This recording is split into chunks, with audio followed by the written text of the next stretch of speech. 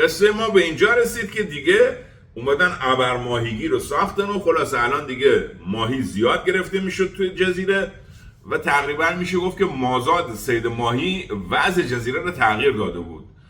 وامدهی برزو، وامدهی البته هدفمند و درست و برزو، به ساکنین جزیره سبب شده بود که تعداد تورای ماهی زیاد شده بود، تعداد ابرماهی‌ها داشت افزایش پیدا میکرد، ابرماهیگیرا داشت افزایش پیدا میکرد و وضع جزیره دیگه تغییر کرده بود.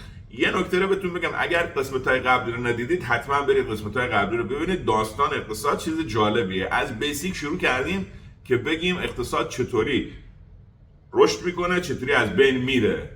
کم کم داریم میرسیم به قسمت‌هایی که دیگه پای دولت‌ها داره این وسطا پیدا میشه، گندکاری‌ها میزنه بیرون دیگه. اگه تازه کانال یوتیوب ما رو میبینید، من علیرضا ارزنده هستم و قراره با هم دیگه توی این کانال اقتصاد و مسائل مالی رو بهتر یاد بگیریم به زبان ساده. و البته قبل از اینکه ادامه ویدیو رو ببینید ممنون میشم سابسکرایب کنید، به دوستاتون اطلاع بدید، شیر کنید باهاشون که این ویدیوها رو ببینن. باعث میشه که انرژی مضاعف ما بگیریم و بیشتر، سریعتر و درستتر ویدیو بدیم. حتی ویدیوهامون همه درست. تمام قوانین اقتصادی که توی جوامع کوچیک و ساده صادق هستن و صدق میکنن، تو جامعه بزرگ و پیچیده هم هموناست. چیز عجیب غریبی نیست.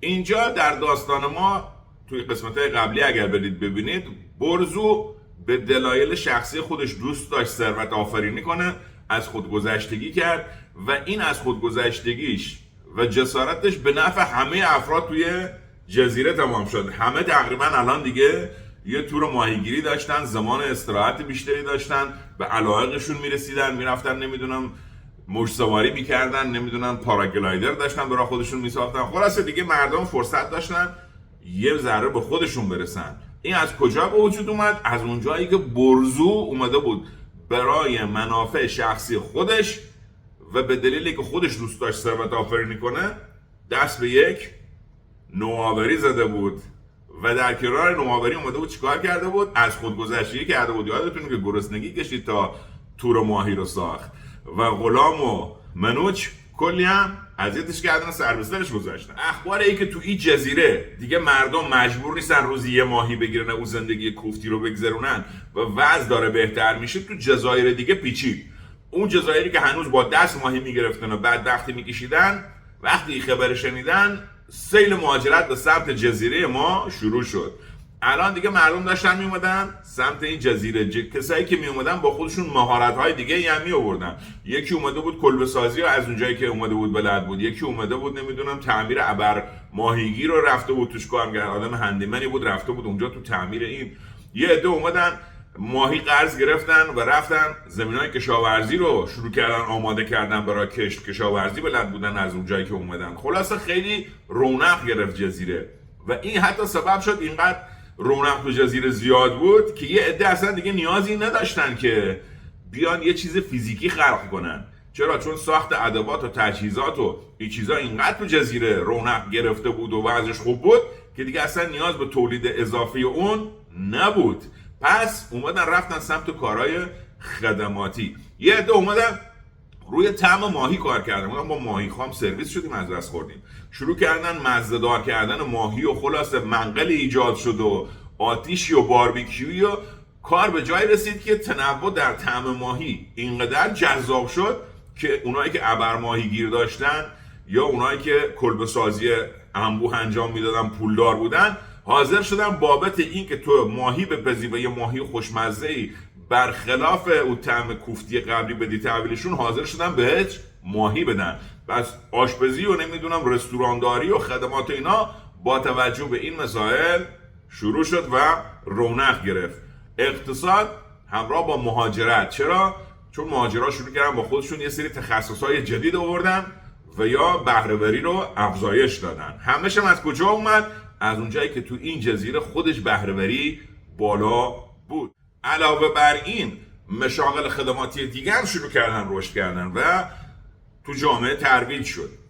مردم تا اینجا با تهاتر خرید میکردن. مثلا طرف نیزه تولید میکرد، میومد میداد، ماهی میگرفت. اما دوچار مشکل شدی، خیلی شلخته بود کار. چه بسا که اصلا کسی که ماهی میپخت نیزه به دردش نمیخورد، یا اونی که نیزه میساخت خب یه نیزهش برابر چند تا غذای پخته شده بود، نمیتونست اینا رو حساب کنن. خلاصه وضع درامی شده بود. این خودش یه مشکل ایجاد کرده بود که تاهاتور شاید جنسی که این آقا تولید میکنه یا جنسی که این آقا میخواد با این عوض کنه خب به درد اون نخوره. این خودش دوچار مشکلشون کرده بود. اومدن چیکار کردن؟ به فکر افتادن که خب یه کاری بکنیم، یه چیزی داشته باشیم که با همه چیز قابل تاهاتور باشه، یعنی بتونیم خرید و فروش کنیم باش. این بود که به فکر ایجاد یه سیستمی افتادن که بتونن با هم دیگه معاملاتشون رو راحت‌تر کنن. تو جزیره همه ماهی می‌خوردن دیگه، یادتونه. این بود که ماهی شد مبنای معاملات، یعنی چیزی که ما به عنوان پول الان داریم ازش استفاده می‌کنیم اونجا شد ماهی. یه ماهی میدیم، دو ماهی میدیم. مثلا میگه آقا ما به غذا پخته شده چند؟ میگم من غذا پخته شده بهت میدم یکی نصفی ماهیه، یه ماهی پخته شده میدم، یکی نصفی ماهی خام ازت میگیرم. ماهی خام شد مبنای تبادلات و مبادلات داخل جزیره ما. به سرعت دستمزدها و قیمتات تو جزیره رفت بر مبنای ماهی شد. ماهی هم که یادتونه روزی یه دونه ماهی برای ابرار معاششون کافی بود، یعنی یه ماهی میگرفتن تا شب میخوردن و کافی بود. پس همه ارزش ماهی رو میدونستن و مبادلات بر اساس ارزش ذاتی یا ارزش واقعی یک ماهی بنا گذاشته شده بود. همه میدونستن یه ماهی ارزشش چقدره. چرا؟ چون در طول روز یک ماهی برای زنده بودنشون کافی بود. کارگرای تخصصی وقتی کار تخصصی میشه، کارگرای تخصصی باعث میشن که بهره‌وری تو جامعه بره بالا، تولید افزایش پیدا کنه و جامعه خیلی رشد اقتصادی بهتری داشته باشه. اومدن کارگرای جدید داخل جزیره خیلی کمک کرد که جزیره رونق بیشتری بگیره. ولی یادتون باشه کماکان ارزش ذاتی ماهی یک ماهی مشخص بود. یک ماهی برای زنده موندن یک روز کافی بود و این ارزش ذاتی ماهی رو به افراد جزیره گوشزد میکرد. فرض کنید یه جزیره نشین عادی برای ساختن قایقش 5 روز وقت میگیره.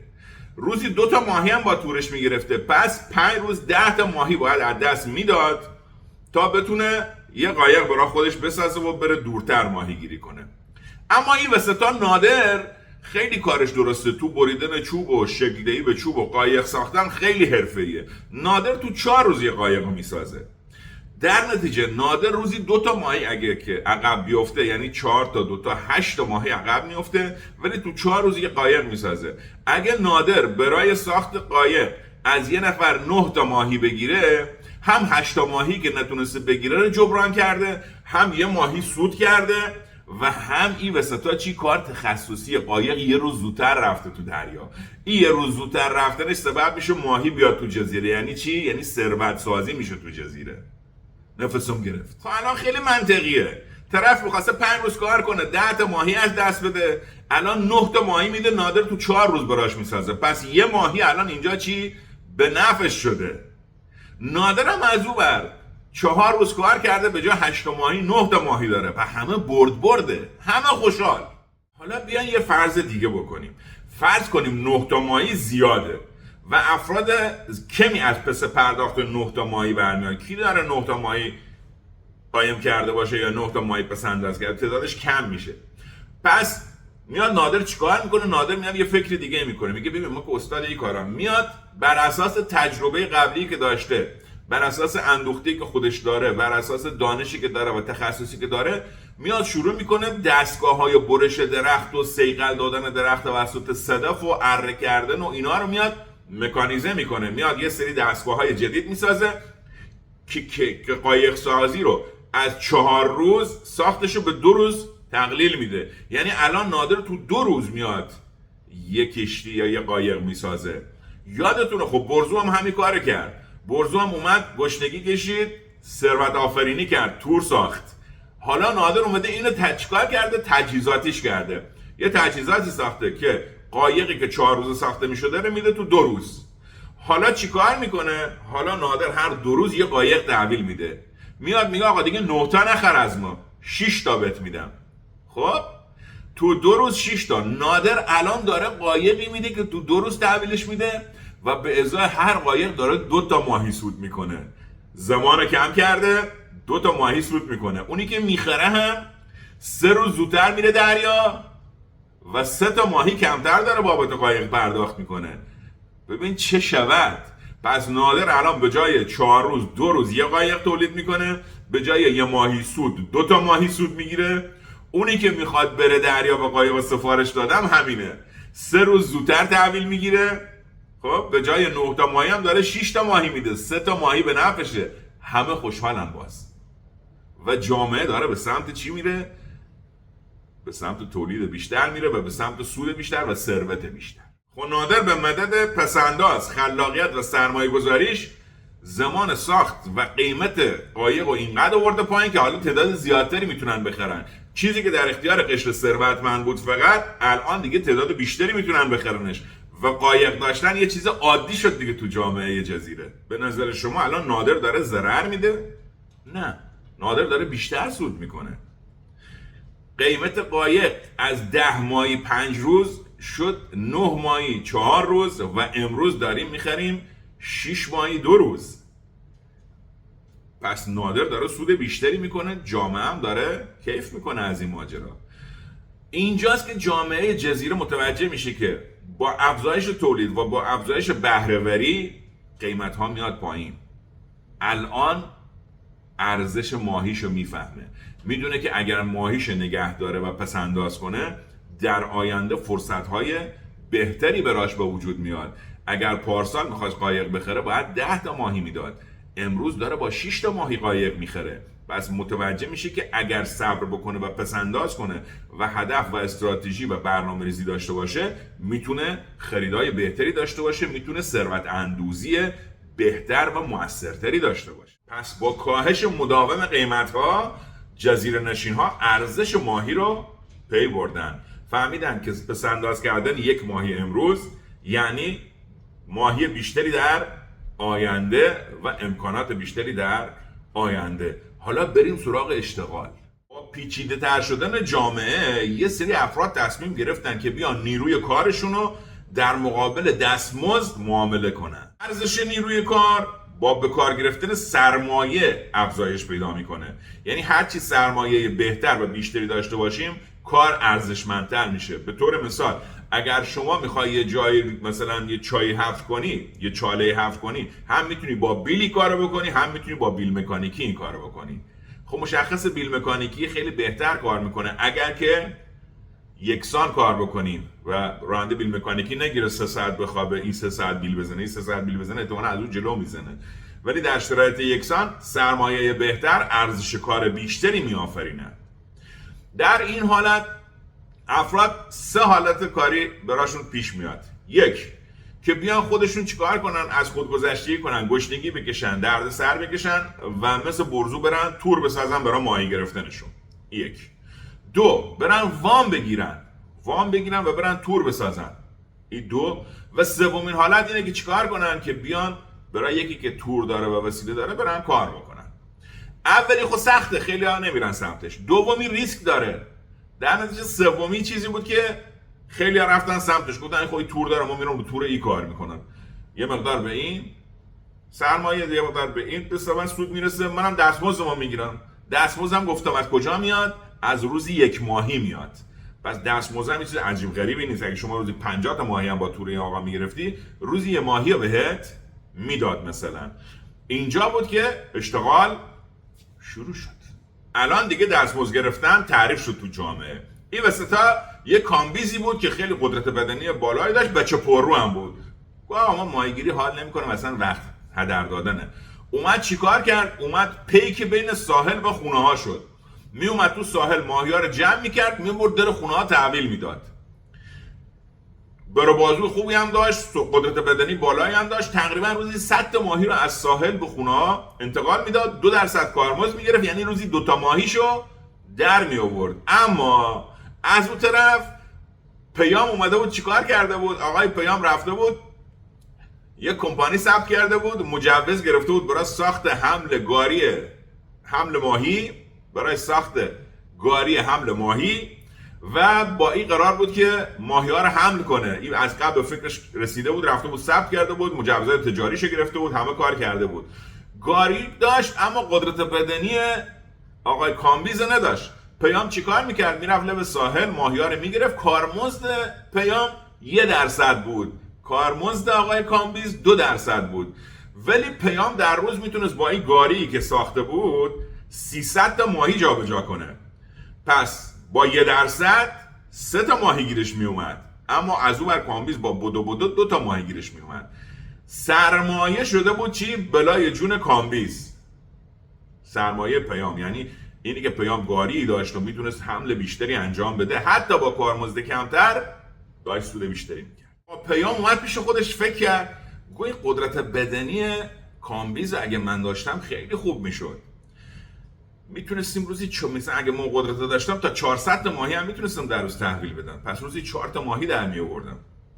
اومد به ذهنش رسید و یه پیشنهاد داد به کامبیز. گفت تو داری روزی 2 تا ماهی در میاری دیگه، بیا با گاری من کار کن، روزی 400 تا تحویل بده و روزی 3 تا دستمزد بگیر.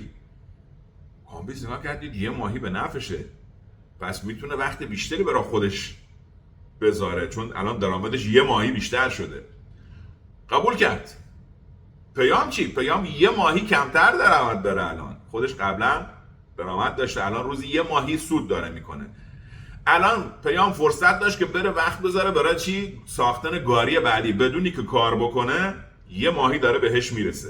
پس الان فرصت داره که چی؟ ماهی میخواد یه ماهی در روز بخوره دیگه. پس یه ماهی که میخواسته بخوره بهش میرسه. الان یه ماهی که میخواسته بخوره بهش میرسه، میره میشینه گاریای بیشتری تولید میکنه. حالا گاریای بیشتر براش چیکار میکنه؟ عایدی بیشتری میاره. وقتی گاری بیشتری داریم، توزیع بیشتری داریم، نرخ توزیع یعنی اون 1% هم باز میاد پایینتر، به نفع جامعه میشه. از اون طرف کامبیز هم فرصت داره که با اون 3 تا ماهی که داره میگیره پس انداز کنه، در آینده بیاد شرکت خودش رو بزنه و رقابت کنه با آقای پیامی که امروز استخدامش کرده. نتیجه اخلاقی، همه چی خوبه فعلا. شما پیام دوست داره که کامبیز بره شرکت رقیب رو ایجاد بکنه؟ بیشک نه. بس میاد چیکار میکنه؟ به کامبیز میگه که خب درآمدی که داریم همون درآمدی که تو میخوای اونجا داشته باشی، خب ما بهت میدم.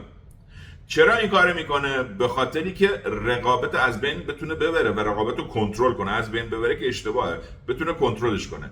پس همون درآمده رو میده به کامبیز الان درآمدش خوبه، میگه که همون درآمد رو دارم، برای چی برم کارخونه بزنم خودم درگیر کنم، شرکت بزنم فلان. ولی پیام داره در اصل به نفع خودش این کارو میکنه، حقوق بیشتری به این میده که اینو نگه داره تو کمپانی خودش و کمپانی رقیب ایجاد نشه، دست زیاد نشه، داره به این بیشتر پول میده. بیشتر پول دادن به این باعث میشه که کارگر پول بیشتری داشته باشه. کارگر پول بیشتری داشته باشه یعنی چی؟ یعنی امکان خرج کردن تو جامعه میره بالا. احتمالا شنیدید که میگن یه میزان کمی تورم لازمه برای اقتصاد. اگر بهتون بگم که 150 سال پیش امریکا در اواخر سده 18 تا 1930 به مدت 150 سال سیستم انقباض پولی داشته و بیشترین رشد اقتصادی در کل تاریخ رو در همین مدت تجربه کرده، شاید براتون جالب باشه، به شوکه بشید. بله، قیمت‌ها به سرعت کاهش پیدا می‌کرد و پول ارزشمند بود، انقباض پولی. البته سیاستمدارا و اقتصاددانا شاید از این چیزا خوششون نیاد، یه عده‌شون سیاستمدارا که کلا فحش و بدبیراشون به اینه یه مقدار همون چیزی که گفتم به تورم اعتقاد دارن که نه، یه ذره تورم باید باشه که کارخونه‌ها بسازن، نمیدونم تولید کنه، مردم بخرن فلان فلان فلان. ولی واقعیت اینه 150 سال پیش امریکا با کاهش قیمت‌ها و سیستم انقباض پولی بیشترین رشد اقتصادی رو شاهد بود. یعنی مثلا الان که پدر بزرگای ما یا خود ما به بچه‌ها میگیم این مثلا چقدر ارزون بود و هی از گرونی توضیح میدیم براشون، تعریف میکنیم که چقدر داره گرون میشه، تو اون سده از ارزونی بعدی تعریف میکردن. یعنی گفتم ببین ما اینو میخریدیم مثلا 3 ماهی، اون موقع میخریدیمش 7 ماهی، یعنی جنسا ارزون شده بودن در طول زمان. این انقباض پولی در اون زمان همه چیز رو قشنگ داشت پیش میبرد و هیچ هم مشکلی نداشت. بیشترین رشد اقتصادی هم برید سرچ کنید در اواخر سده 18 تا 1930 در امریکا ترکوند همه چی. البته اگه میخواین سرچ کنید آخر سده 18 تا 1913 رو دقیقاً سرچ کنید. انقباض پولی یعنی چی؟ یعنی $100 که در 1850 میشده باش خرید بکنی، در 1880 خرید بیشتری میشده باش انجام بدی، برعکس چیزی که ما داریم الان تجربه میکنیم. اینی که میگن اگه قیمتا بیاد پایین و نمیدونم ارزون بشه، به حساب باعث میشه که صنعت و اقتصاد بخوابم. یه مثال براتون بزنم. موقعی که کامپیوتر مثلا کومودور 64 الان خیلی ها نمیدونم به سن ماها میخوره، یا کومودور 128 یا اومگا 500 اومد، قیمتش چند بود؟ کی میتونست بخره؟ الان هر کدوم از ما $2-3 هزار موبایل دستمونه. فقط آیا صنعت خوابید؟ نه، تازه خیلی هم شکوفاتر شد. یه سری از اقتصاددان ها میگن که هزینه کرد باعث پیشرفت و باعث شکوفایی بازار میشه، که غلطه. دارن حرف مفت میزنن. یادتونه هزینه کرد گفتیم هزینه کرد اهمیتی نداره، تولیده که ارزش داره. گفتیم طرف بره پول بده هوا بخره، خب چی شده؟ چی تولید شده؟ چه اتفاقی افتاده؟ تو مثال قسمت 4 یادتون هست گفتیم پس هزینه کرد مهم نیست. اینی که اقتصاددانا میگن که اگر که مردم با انقباض مواجه بشن، خریداشون رو عقب میندازن و امروز نمیخرن و کارخونه ها و تولید میخوابه. اگه مردم نمیخرن دلیل داره، یا کیفیتش خوب نیست نمیخرنش، یا اینکه نمیتونن هزینه‌شو پرداخت کنن. الان اگر خونه در تورنتو یا در کل کانادا اگه یه قیمتی داشته باشه که من بتونم پرداختش کنم، برای چی به تعویق بندازمش؟ مورد نیازمه، میرم میخرم. اما دلایلی که حتی امروز که من دارم صحبت میکنم با شما، مردم نمیرن در اوجی که قیمت داره میفته پایین، مردم منتظر خریدش نیستن، مردم نمیتونن بخرنش. یعنی قیمت طوریه که اپس قیمته بر نمیاد. با تمام شواهدی که وجود داره که انقباض میتونه خیلی مفید باشه و گسترده تر خدمات و تولیدات در اختیار مردم قرار بده و سطح رفاه رو بالاتر ببره، سطح تولید رو بالاتر ببره، ارزش آفرینی کنه، سیاستمدارها عاشق تورمن. چرا؟ در مورد اینکه چرا سیاستمدارها عاشق تورمن در آینده بیشتر صحبت میکنیم. اگه تا اینجای ویدیو اومدی سابسکرایب نکردی یادت نره، اگه برای دوستات نفرستادی یادت نره بفرست براشون، و به زودی قسمت بعدی رو با هم دیگه میبینیم.